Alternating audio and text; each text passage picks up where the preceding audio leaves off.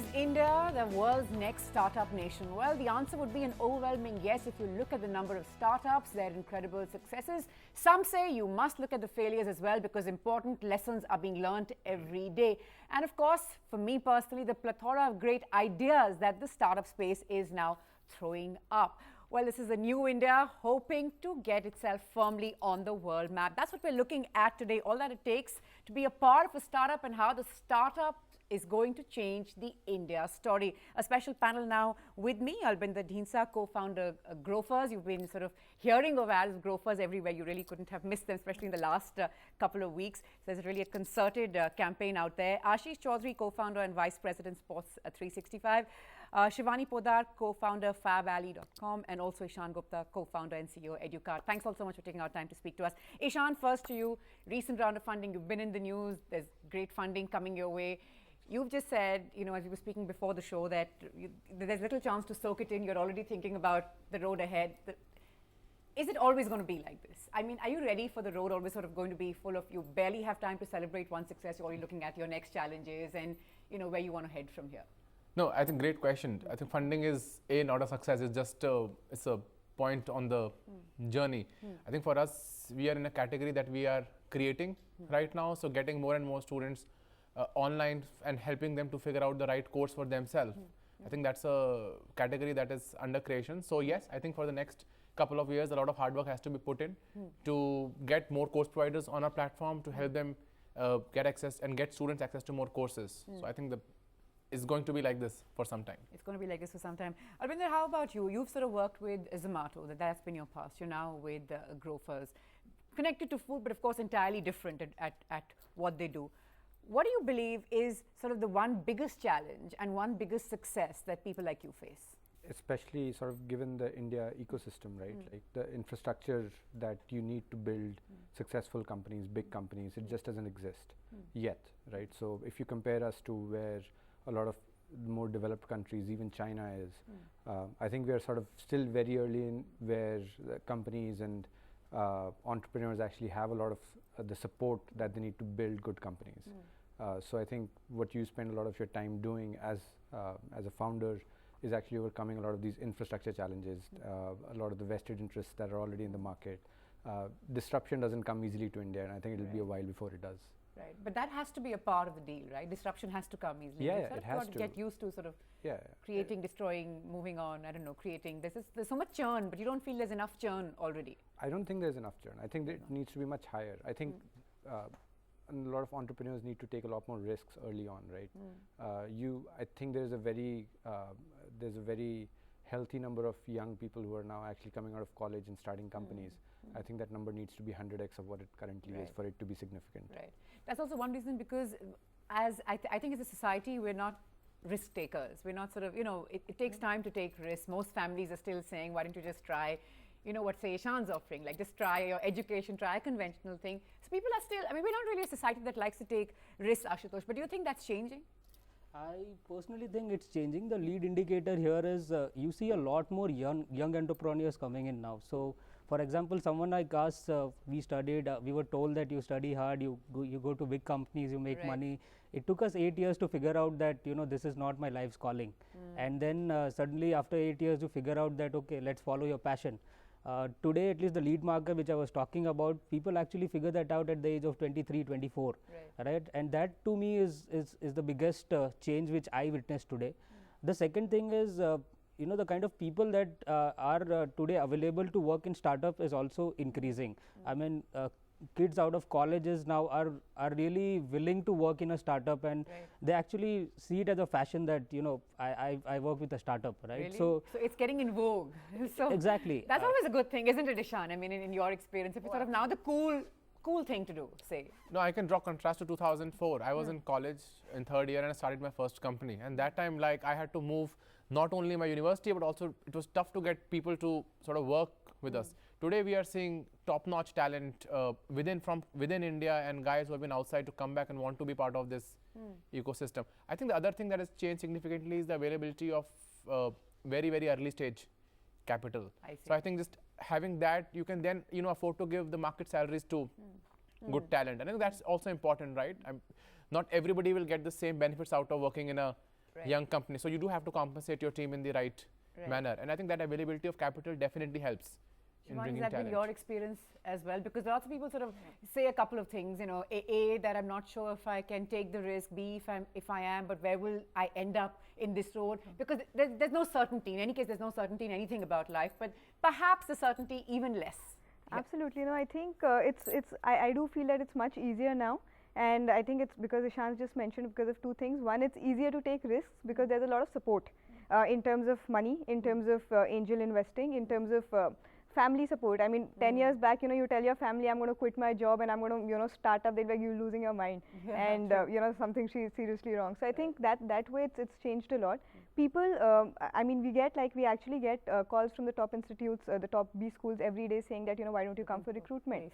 And we are ourselves, you know, fairly early stage company, and which is why we That's a feel huge shot in the arm, I'm sure. yeah, because I mean, a lot of pretty you know big. a lot of people really want to work with startups. They want to, you know, so in fact, so I'm from FMS, and a lot of we see a lot of resumes of people who, you know, FMS grads, seniors, in fact, you know, working, you know, with about 5 to 10 years experience, but looking at moving to the startup sector.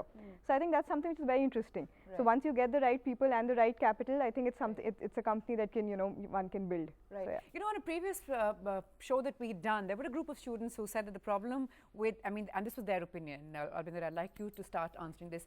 And they said the problem is that you need to be from a top-end institution to even get the, you know, get your idea across to people who you want to invest. You got to have, you know, say a Stanford there, an FMS, an IIT, you know, an IIM background for people to sit up and take notice, or they're not really noticing you. I mean, how honest, I mean, how would you sort of honestly answer that? I think there is a bias. I think we'd be denying it if we said that, you know, there are not a disproportionate number of companies funded by founders from IITs. And But do they necessarily, I mean, are they necessarily the best, or the best ideas, or the best no, I think groups? what happens is that when people sort of come from a lot of these backgrounds, I think they just feel more comfortable taking a lot of the chances, right? If you just sort of look at number of IIT founders that are out there, of course they are sort of, I think there are disproportionately high number of, because they sort of feel that they will get the funding. So it's a self-fulfilling prophecy for them. It is unfortunate. I think there is, at least when I see within Grofers, a lot of our early talent, a lot of the people that have been with us for most of the journey, they're actually not from IITs, and they have probably a bigger role to play than Saurabh and I in actually building the company. Ashutosh, what else sort of matters when you're looking to hire? Because you keep talking about this fire in the belly, but in an interview, 10 minute, 20 minute, maybe even half an hour, how do you sort of gauge it? So to be very honest, we think that we haven't cracked it yet. I mean, we've had both type 2, type 1 errors in our hiring. Sometimes, and actually most of the times, actually we take a leap of faith. So as the panelists said here that you know, resumes after a few years doesn't really matter. It's just a conversation, and we are just looking at you know, 2 or 3 things which indicates that there's a spark in the person, and he will be able to positively contribute to what we are building. But Ishant, for all those who sort of keep writing into us to say, I have a great idea, and I believe that I have the next big startup story, but I don't know what to do next. Is an idea enough? No, and of course an idea is not enough. I think Is it the most important? I mean, what are the top 4 things? Where does the idea figure? So I think the most important thing is to get started, right? So, so that I've seen 2 kinds of entrepreneurs. One is a very consulted types, right? So there will be a whole market analysis, what works, what may not work, looking at a lot of models, and that's one approach. The other approach is if you believe in something and you think that this can work, you might start it. So I would say start quickly and fail even more quickly. And that's what I would go with. So if you have an idea, go out there, start talking to people, figuring out what is the kind of reaction you are getting, and if you feel that there's something you want to do, jump in. Shivani, what would you say?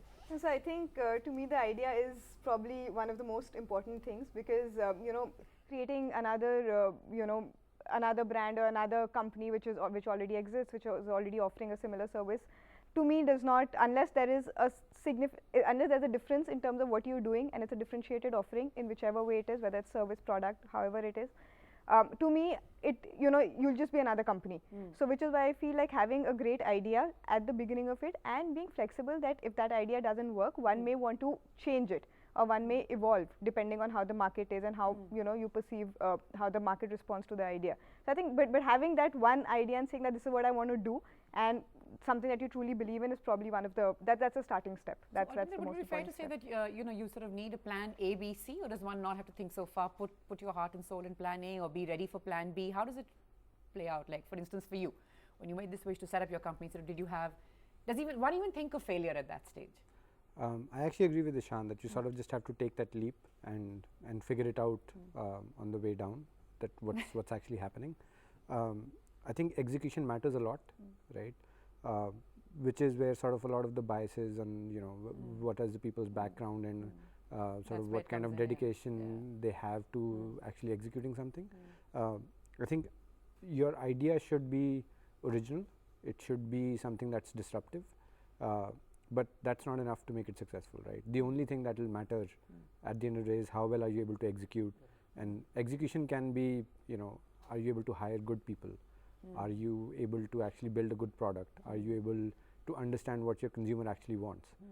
I think it's a function of opportunity cost. So, for example, I've been consultant all my life, right? And when we start out, you have to do a lot of sacrifices in terms of your lifestyle, etc., etc. So actually, we set timelines. We say that okay, let's give it a shot for 24 months and see how it goes. And in between, we put some gating conditions like 12 months down the line we should have A, B, C, D to be able to move into the next 12 months. That's how we plan. Unfortunately, as we go on, and that's how Sports 365 went on, we realized after 12 months all the criteria that we had set for the gate one weren't fulfilled, but we still said okay, let's take a leap of faith and let's do another 12 months.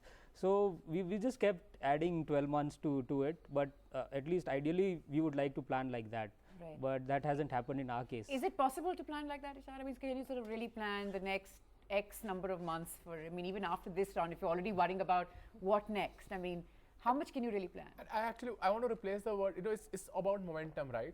So I think, so for me, it is not about worrying, it's more about the momentum. So we have momentum going on Correct, some things are working well, and a lot of things may not be working well, but it doesn't matter, you build on what is working well. So you might have planned 10 things, and 3 out of them are working really well, 2 are okay, and 5 are not working.